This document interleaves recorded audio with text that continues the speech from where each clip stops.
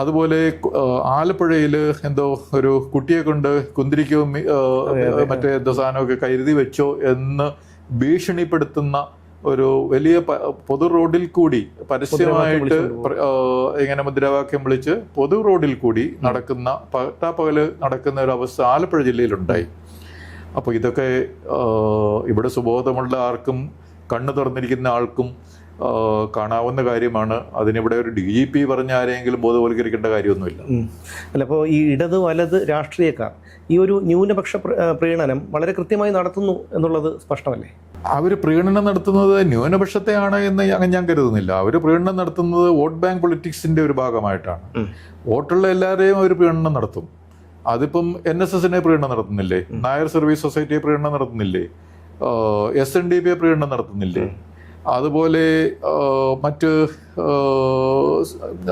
അതിന് ന്യൂനപക്ഷമെന്നോ ഭൂരിപക്ഷമെന്നോ ഉള്ള ഒന്നുമില്ല.